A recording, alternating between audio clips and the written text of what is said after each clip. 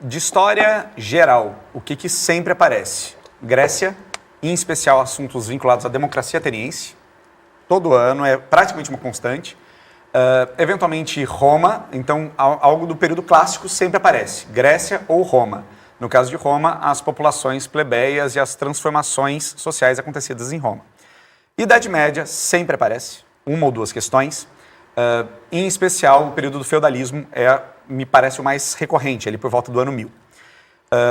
Ainda em história geral, Revolução Industrial também aparece de forma bastante recorrente, lembrando aquela questão que eu trouxe no início da fala, pensando as transformações geográficas, ambientais, de questões até de poluição e também de formatos de como se trabalhar, né? Como é o formato do trabalho pré-indústria e pós-indústria.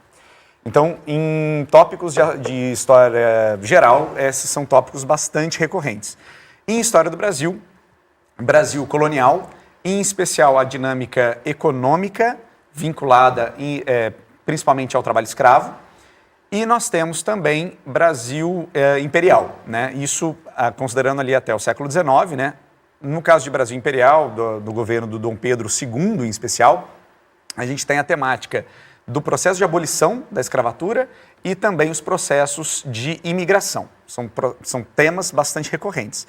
Para o assunto, para uma história mais recente, nós vemos em História do Brasil, era Vargas, né? O Vargas governou ali sequencialmente por 15 anos, então e causou várias transformações no Brasil, e essa era Vargas aparece de forma bastante recorrente, e também a gente pode ver ali alguma coisa que também tem uma certa recorrência de regime militar e redemocratização. Então a gente tem também algumas pinceladas em história do Brasil mais recente. A gente tem 3 pilares da biologia, que são evolução, ecologia e genética, né? Então, assim, todas as provas acabam se baseando, do Enem e de outras, se baseando nesses três pilares, evolução, ecologia e genética. Dentro da evolução, lembrar, né, das questões de Lamarck, de Darwin, de neodarwinismo, que associa, então, a parte da genética, certo? Depois, a genética esse ano, 2025, vai fazer 25 anos do Projeto Genoma Humano. Então, assim, a gente já tem aí também um marco, né? Datas redondas é importante ficar atento, né? São importantes, foi como a prof falou, a gente fica vendo aquilo que faz tempo que não cai, né? Aquilo que sempre cai, né, para ter uma ideia, e os aniversários, eu tô sempre nos aniversários, está completando data disso, daquilo, olha, pode ser uma coisa importante. Então a gente tem isso, a prova do ano passado não teve muita genética, embora a genética seja um desses pilares, aí não apareceu muito, né? Então, e a parte de ecologia é uma parte que acaba aparecendo em tudo, né? Aparece na parte de humanas, aparece na biologia, a gente tem muitos biomas, né?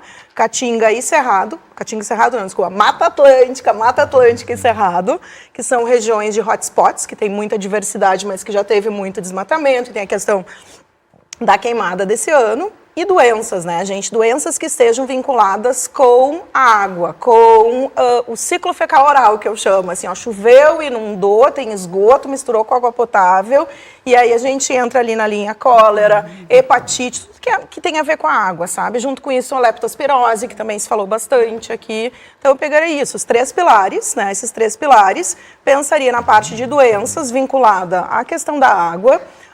Também ainda na linha de parasitoses, que não apareceu muito no ano passado, a gente tem a filariose linfática esse ano, ela deixou de ser notificada, né? Não é mais um caso do Brasil, assim, então a gente está praticamente livre da filariose, saiu agora, dia 30 de setembro, mas é uma coisa que já vem sendo desenvolvida. Junto com isso, a Gotinha, né? O Zé Gotinha, que está se aposentando aí, né? Então a gente teve ali 35 anos de vacina oral. Zé Gotinha está se aposentando? Está se aposentando naquelas, assim, né? Mas não, eles vão gradativamente substituir a vacina oral pela vacina... a vacina de gotinha. A vacina de gotinha. Tá. Então, a vacina injetável, ela sempre teve, mas eles vão seguir reforçando com a vacina injetável. Então, a gente tem alguns marcos aí, né? A própria dengue, né? A própria dengue, então, doenças que surgem com o aquecimento global. Então, a gente mistura ali a ecologia com as parasitoses e cai na saúde pública, que é um tema bem forte aí no Enem. Acho que é por aí. Professor Mótola, vamos lá, entrando na sala de aula, tá? Falando com os alunos, vamos lá, fazendo a última revisão. No caso de vocês aqui, tem mais uma semana ainda. Então, aquilo que sempre cai ali na prova do Enem ou tem uma probabilidade maior de cair? Vamos lá. Matemática. Bom, se eu der umas dicas aqui, meus alunos vão me matar, né? Ah, mas vamos lá. Porque uma aluna recomendou ao professor, o senhor vai lá, assim, 100 dicas, hein? São só É a nossas. disputa, são né? Só nós, são É, exclusivas é. nós. Não, mas assim, eu vou falar o que todo mundo sabe, né? Então, das 45 questões, metade das questões é taxas, proporções, porcentagens. Isso é uma clássica do Enem, sempre foi assim, né? Aí tem algumas questões mais, né? Algumas poucas de progressões, poucas de combinatória, né? Alguma coisinha lá de espacial, né? E algumas questões de nada. Como assim de nada? São questões que não têm conteúdo nenhum. Não é logaritmo, não é espacial, tu olha, mas de que é essa questão? De nada. Tá? É uma formiguinha andando de um lado para o outro, tal, alguma coisa assim. Então tem umas 3 ou 4 questões de nada. É o famoso raciocínio lógico aquele? Mas nem é bem, é realmente questão assim que tu não sabe do que é. Né? Uma Sem formiga andando de identificação. um lado para o outro. Né? Mas enfim, tá? Então assim, ó, resumindo, né? O grosso da prova são as matemática básica, proporções, porcentagens, isso aí é 50% da prova. Né? E o resto aí. Mas é aquilo que eu digo, né? É questão de resistência. Né? Esse é o grande problema. Né? Tem que ter resistência. Professora Isabel, agora saindo um pouquinho da redação, que a gente falou bastante, as questões mais ligadas à língua portuguesa mesmo, que, bom, isso aqui Claro. não tem como não cair, tem que Claro. falar. Eu posso fazer uma divisão, então, falar um pouquinho da linguagem, da prova de linguagens, e só dar dicas finais sobre a redação? Claro, tá bom. à vontade. Então, pessoal, a nossa prova de linguagens, né, no próximo domingo, a gente sabe que a prova começa ali com as questões de língua estrangeira, né, então inglês e espanhol. Essas questões são questões mais de ordem interpretativa, a gente consegue entender pelo contexto. Essas 5 questões são consideradas questões bem fáceis pelos alunos, né? Nas demais questões, a gente tem ali questões que englobam aspectos do movimento do corpo, né, porque é uma linguagem corporal. Nós temos a questão da arte e a questão da língua portuguesa e da literatura. Então, é uma prova diferente, digamos assim. Para a língua portuguesa, o que a gente precisa retomar? Funções da linguagem, né? Função conativa, função metalinguística, que são essas questõezinhas que sempre caem no Enem.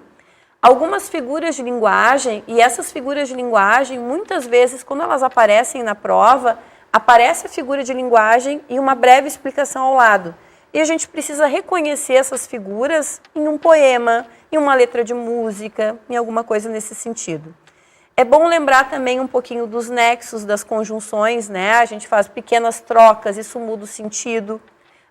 Se eu trocar um mas por um e, né? Quais são as alterações que eu posso ter nesse texto? E pensar um pouquinho também nos recursos que a gente usa, por exemplo, para uma propaganda. Por que naquela propaganda tal frase faz com que a gente tenha a ênfase da propaganda? Que recurso é esse, né, que eu estou usando ali para fazer com que as pessoas, né, fiquem mais atentas àquela propaganda? Pensando nisso, né, a gente tem ali as 45 questões e algumas dicas finais, então, para a redação, né? Eu sempre digo que uma estratégia bacana, e claro, se o aluno já tem uma outra estratégia prévia e que funciona, né, não é este o momento de mexer, mas eu acho bacana quando o aluno pega a prova do Enem e faz o rascunho da redação, pode discordar de mim.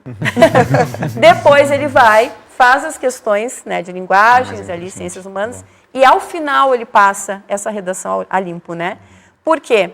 Porque a gente não pode fazer uma prova ali tão extensa pensando, eu tenho que fazer uma redação, eu tenho que fazer uma redação. Isso vai gerar uma ansiedade muito grande. E, ao mesmo tempo, depois, quando tu fores passar essa redação a limpo, lá no final da tua prova, com certeza tu vais qualificar o teu vocabulário. Muitas palavrinhas que aparecem lá na prova, de repente eu consigo qualificar o vocabulário da redação. Então, alguns pontos que eu não posso esquecer, né, na redação. Usar as palavrinhas que aparecem ali na tua proposta, né, elas são fundamentais para que tu não corras o risco de tangenciar um texto. Investimento autoral. Eu sugeriria 3, algum livro, algum filme que tu possas só citar na tua introdução e mais 2 outros investimentos no teu desenvolvimento 1 e 2 e investimentos que fossem de campos diferentes. Um livro na tua introdução, uma pesquisa no teu desenvolvimento e um filósofo no outro desenvolvimento. Porque isso mostra para o avaliador que tu sabe sobre a temática e sabe em diferentes âmbitos. Isso é muito importante.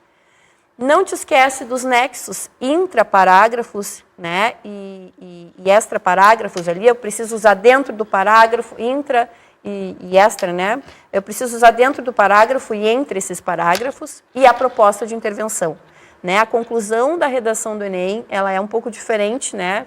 Um pouco não, ela é bem diferente de uma conclusão da URGS, por exemplo, que a gente precisa começar a conclusão com um tópico frasal, retomar o que tu já falaste, né, no teu texto e usar aqueles 5 elementos para tentar resolver aquela problemática, né? Qual é a ação, qual é o meio, qual é o detalhamento, o que eu espero, né, frente a tudo isso que eu discuti. E tranquilidade, né, gente? A gente precisa revisar o texto, dar uma olhadinha, essas palavras foram acentuadas adequadamente, se eu conseguir, né, se eu não tive algum deslize com relação à grafia, acho que isso é bem importante.